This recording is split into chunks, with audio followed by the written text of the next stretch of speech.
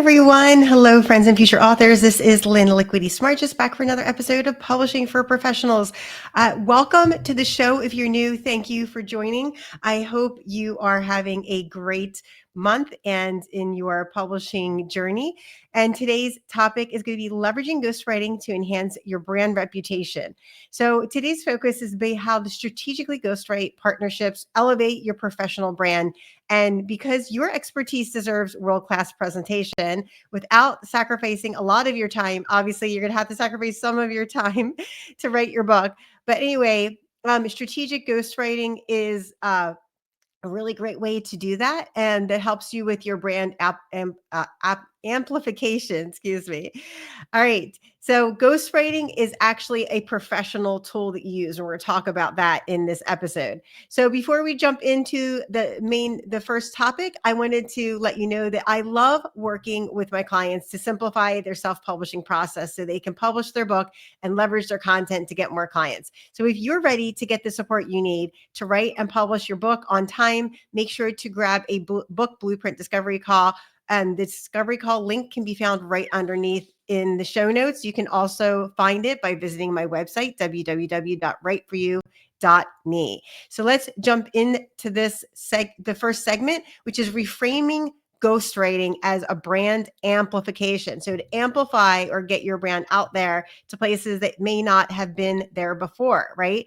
So the reality is that most successful leaders do use ghostwriters, right? Or they may write their own book and use professional copy editors. But there are a lot of thought leaders that use ghostwriters because they simply just don't have the time to write their book, but they have a lot of thought expertise content available. Like a few of my clients I've worked with that have podcasts or YouTube channels, right? And they have all this great content. They just don't have the time to sit and write the book. And that's where I come in to work with them on writing and publishing their book. So professional ghostwriting is a collaboration, okay? And they should include your ideas with professional execution. Like I say for my clients, right? Like I am here to assist and support you in this effort, but you have the last call on what goes in your book, right? I am not telling my clients exactly what to put into their book or exactly what to do with their content. So I always give them my professional advice and guidance with that. And that's what your ghostwriter should be. It should be a partnership, not a dictatorship. So your brand reputation, there are certain benefits you get with brand reputation when you write a book, especially when you're working with a ghostwriter. And the reason that is not just because I'm a ghostwriter, but a ghostwriter is really going to help you develop the best manuscript for your book that's going to have the most impact for the content that you have, right? Like you don't want to write a book with your content and then it's not going to have the maximum impact. Why would you spend all of that time and effort to put out a book, right, that doesn't have maximum impact? You want to get the most impact out of your time and effort and money you put into your book. So remember that consistent high quality content output is really important, and you always need a professional to polish to match your expertise level. And time efficiency, especially if you have high value activities or you make more than $75 an hour, which most people who listen to this podcast do, hiring a ghostwriter is really a great investment because you are using your time to do all of those high level activity things that you wouldn't be able to do if you were actually using that time to write your book. So that's where a ghostwriter is another benefit, right? You also get the expanded reach and influence of your ghostwriter's circle. So I know for my clients I help with editing and or ghostwriting or work together and collaborate with them. I put their book out on my email list. So they extra exposure on my email list. And I also post their book to my personal Facebook, which has over 1,500 people on it. So they get a lot of exposure to other people in my circles to help promote their book. So I do a little bit of book promotion for my clients who use me for book editing or ghostwriting. So that's another advantage you have of using a ghostwriter. Also, a ghostwriter like myself is going to know connections in the industry. So if you're looking for a specialty book, like I've gotten a lot of people asking me about coffee table books lately, things like that, a ghostwriter is going to be connected to the people who can assist you in doing that. So I have a fabulous people who can help you with book marketing. And so if you're looking for that, or you're looking for other people in the industry you need assistance with that I don't offer those services, I have connections to almost everything you could possibly think of. So that is another advantage of using a ghostwriter to assist you with your book. So a lot of what I get from people is are you going to keep my voice? So what I want to tell you is a good ghostwriter amplifies your voice and style. They do not erase it. So if you are working with someone, you can always, and you're not sure, you can always do like a sample chapter and say, hey, if I do the sample, I can do it like just that you pay them obviously for a sample chapter. You're not going to ask for free. And so anyway, have them just pay to do a sample chapter and see how they work in your voice and tone. And if they don't do a great job, you can't work with them, then you just have used one chapter instead of hiring them for a whole book. So that is an option. So make sure that you have a good ghostwriter that amplifies your voice content. It sounds like you on a good day. One of the things I love about working with podcast hosts is that I can listen to their podcast, like a recent person who has hired me for ghostwriting. I listen to her podcast and I can really get the feel for her voice and style by listening to her show. So if you have a podcast, that gives you an advantage with a ghostwriter because they can listen to your podcast and then easily figure out your voice and style. And that way it sounds like you when they're writing. All right. So let's jump into the next topic, which is types of ghostwriting services. So one is like full-length books and memoirs. Okay. So these are executive memoirs for legacy building, business books for thought leadership. Typically, my clients take between 6 and 18 months, typically around 12 months. Okay. And so that's one reason why you may want to use a ghostwriter. I've written several memoirs for my clients and they're really fun. I love writing memoirs. They're really interesting. I love getting people's backstories and really helping them enhance that voice and style and their story in their book. Thought leadership articles and content. So you can hire a ghostwriter to write articles. It doesn't have to be a whole book. So if you want to write a regular column for your industry publication, or you want to write LinkedIn articles, those are all great reasons to hire a ghostwriter. And I also do those for my clients as well. Speeches and presentations. So if you are looking to write a keynote speech, a conference talk, a panel prep, any of those you can hire a ghostwriter for. There's lots of speech writers out there, ghostwriters that do speech writing as well. And executive communication. So this is something that's a little bit smaller, but you can have an executive assistant that's a ghostwriter who helps you write and craft your content, right? So you need to choose the right service for your goals. So what are you doing? So that's what I always ask people and who are asking me about my ghostwriting services. Okay. So I ask them like, what is the purpose of your book? What is the point of your book? What is the focus of your book, right? Like what's the topic? What's your niche topic? And who are you speaking to? Who's that avatar that you want to read your book? That's super important when you are writing your book to have that focus beforehand. And one of the things you can do is I will put the link is in the show notes. I have a great book focus template you can download for free. All right, so we're going to take a little break here. When we come back, we're going to talk more about leveraging ghostwriting to enhance your brand reputation and to save you time and money because you are not writing that you're taking your time to do what you do best and let the ghostwriter take their time to do what they do best.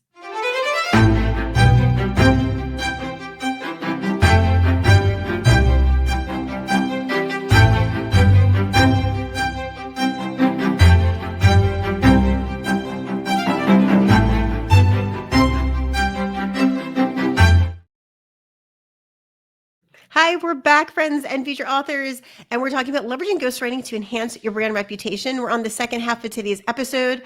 So the next topic we're going to talk about is finding and collaborating with the right ghostwriter. Okay, and this is really, really important. So I just spoke with someone the other day who was looking for an editor, and I was talking because I also do developmental and line editing for clients as well.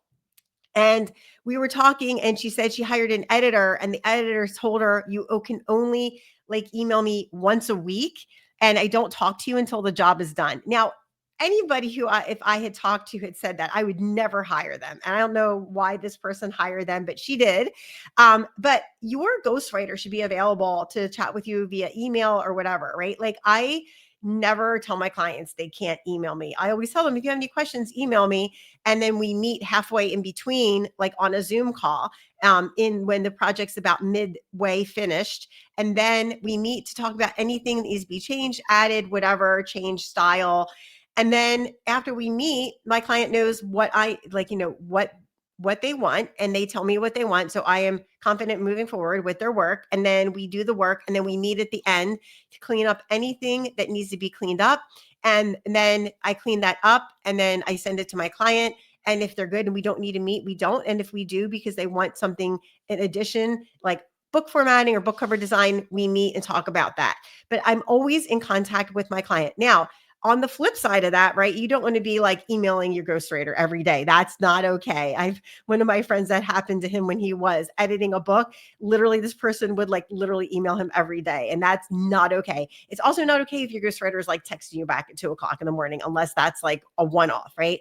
Like you don't want someone who's like always on burnout because they're not going to do a good job writing your book. You don't want someone that has no boundaries, but you do want someone who you can actively communicate with and who will get back to you within 24 hours, right? I always do that for my clients. I've heard a lot of people say like people don't get back to them for weeks. And that's not acceptable. So if you hire somebody, do a test run, like I said before, a chapter. And then if they're not getting back to you and they're not talking to you, that's not a good sign. Ask your ghostwriter, right? How often do you communicate with people?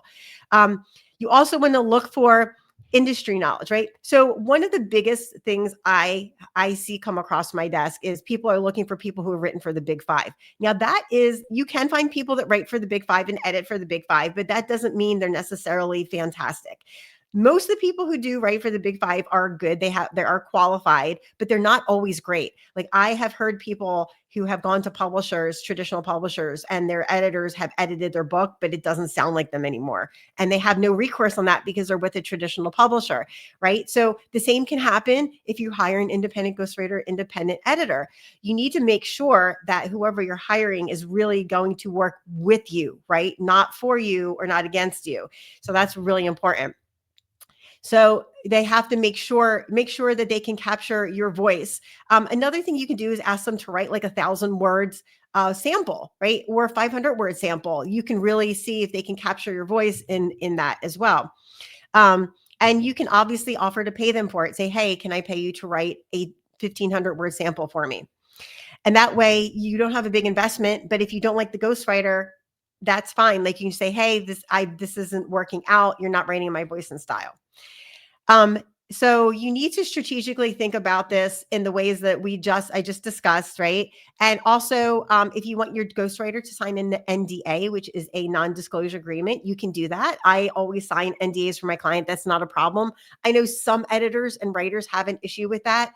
If they have an issue with that and you need an NDA, obviously do not go with that person, because haggling back and forth on an NDA is no bueno. It's not good, because if you're haggling with them for an NDA and they won't sign it, or they're haggling to sign it, that immediately runs a red flag for me, saying you can't trust that person. Because if they're not willing to sign an NDA, then why would you work with them, right? That's like a big red flag right off the bat. So don't work with anybody who won't sign your NDA, right? If they need to look it over, that's different. I always look over a contract before I sign it. But if there's nothing blaring in there or nothing in there that seems weird, I'm like, yeah, this is fine. And I've never had an NDA where I've said, no, I'm not going to sign it. So most NDAs are very general and easy. And it just basically says, like, I'm not going to talk about your book, which is perfectly fine.